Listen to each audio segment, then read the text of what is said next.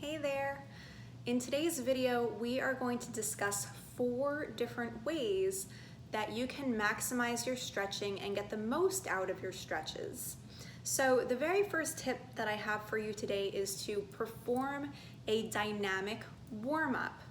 These are usually halfway variations of whatever kind of stretch or whatever kind of movement that you're going to be doing. These dynamic warm-ups serve multiple purposes. They begin moving blood throughout the body, they start to warm the body, and ultimately prepare it for safe stretching. So an example, let's say I wanted to stretch my legs. I might choose a dynamic warm-up movement of leg swings, swinging my leg from the hip forward and backward. You can even think of a bungee cord. A warm bungee cord stretches better. If you were the participant in this bungee jump, if that cord had been warmed up by other people jumping before you, you would get a longer jump and it would be less likely to break. Our second tip is going to be length of time. I encourage you to come into your stretch, find the edge of the sensation, that first moment where you're able to feel the stretch sensation, hold it there, and then as you hold it, you can actually allow the body to relax and consent to going a little bit further. It gives us a chance to build trust with our bodies and for our bodies to trust us. And overall, it's just more effective. Generally speaking, 30 seconds to 45 seconds is a long enough held stretch to maintain your level of flexibility.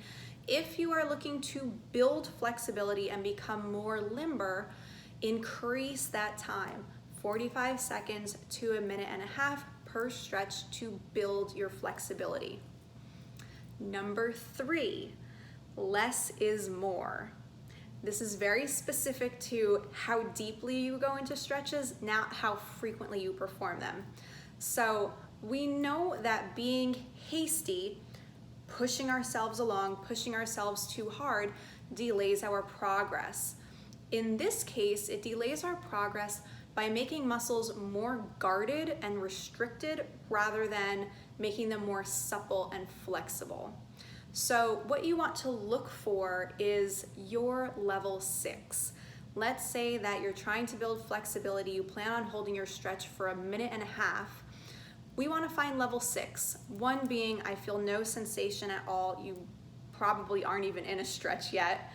10 is, I can be here, but for like 1 second.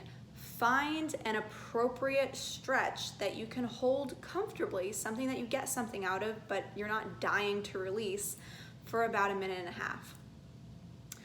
There are a couple of interesting mechanical things that are happening in the body as we stretch, and we have stretch receptors that live in the tendons, that fibrous part of the muscle that connects it to the bone, and we have even more stretch receptors in the belly of the muscle. Those are called Golgi tendon organs. Those are called muscle spindles, and they monitor our stretches and they protect us when it's necessary. So they're not really strong enough to bring you out of a stretch if they get triggered, but as you come out of a stretch, if you've stretched too hard, too fast, they will reflexively tighten up once the stretch is over, the way that a rubber band would snap back into position once it's done being stretched. It just doesn't really push you in the right direction. It does a little bit more harm than good. And number 4 is stretch your distal muscles first. Distal is an anatomical term that means further away from the core. So for example, my fingertips are distal to my shoulder. The crown of my head is distal to my shoulders as well. I'm barefoot. My toes are distal to my hips. Whichever muscles are further away from my core are going to be the ones that get stretched first. So for example, going back to stretching the legs, my calves at the back of my lower leg get stretched before my hamstrings, I'm glad I'm flexible, my hamstrings at the top back part of my upper leg. So there you go. There are 4 tips for getting the most out of your stretches. Drop me a comment, send me a private message. I'm happy to put out some more content that serves you.